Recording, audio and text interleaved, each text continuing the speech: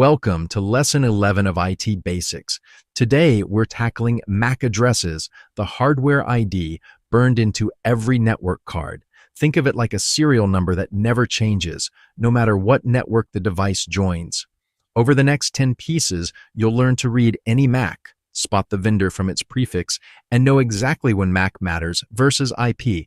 So the next time you stare at a DHCP or ARP log, it actually makes sense. So let's unpack what a MAC actually is. Media Access Control.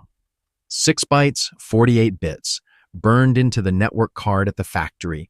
You'll see it written as 12 hex digits split by colons or dashes, like 00.A, 2B, 3C, 4D, 5E.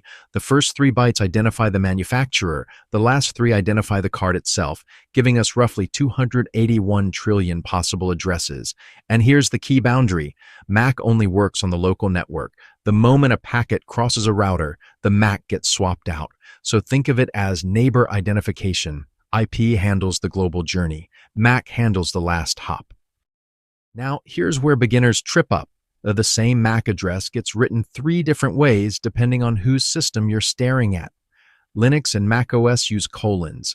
That's your most common one, about 80% of what you'll see.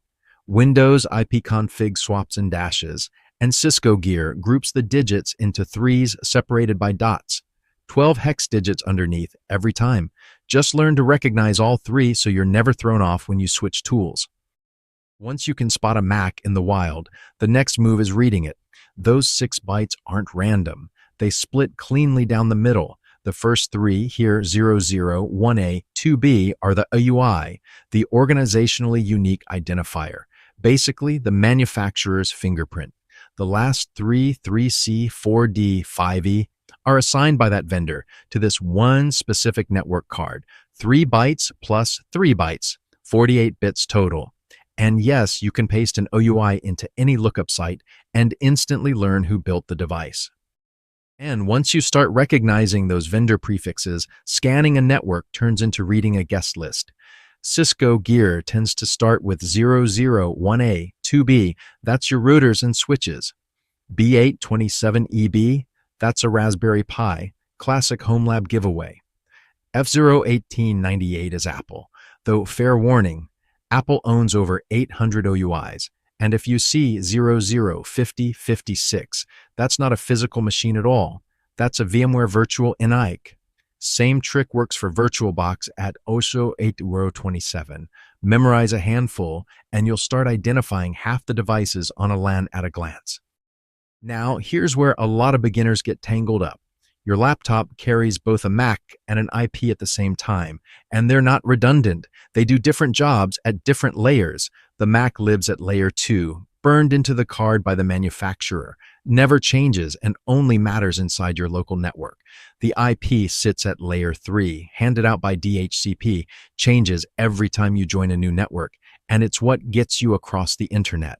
Rule of thumb, MAC for the neighborhood, IP for the world. So with that distinction clear, let's see where MAC actually earns its keep on the job. 4 classic help desk moments: spotting Anna's laptop in a scan by reading the OI prefix, locking down Wi-Fi with a MAC whitelist, tracing a connection problem through DHCP lease logs that map MAC to IP, and untangling an ARP conflict where 2 devices fight over the same IP. In every one of these, IP alone leaves you guessing. The MAC is what tells you which physical box you're really dealing with. Before we wrap up, here's your vocabulary anchor. 12 terms that will follow you through the rest of Stage 2. You already know most of them. MAC, OOI, ENIS, ARP, burned in versus locally administered, the multicast and universal bits, broadcast, anycast, spoofing, and layer 2. Treat this slide as your cheat sheet. When DHCP, DNS, and HTTP show up in the next lessons, these words will keep reappearing, and you'll want them already locked in. Now, before we close, let's clear out the 5 myths that trip up almost every beginner.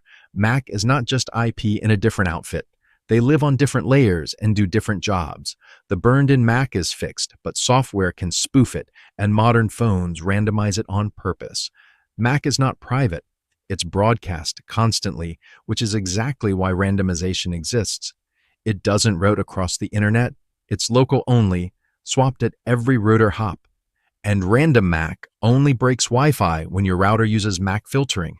The fix is per network, not global. And that's the lesson. 6 bytes burned in at the factory, identifying every device on your local network. You can now read a MAC, pull the vendor from the OUI, and explain why it lives on layer 2 while IP handles the bigger picture. Next up is lesson 12, DHCP, the 4-step DORA handshake that explains every plugin and it just works moment you've ever had. 6 networking lessons left in stage 2. See you in the next one.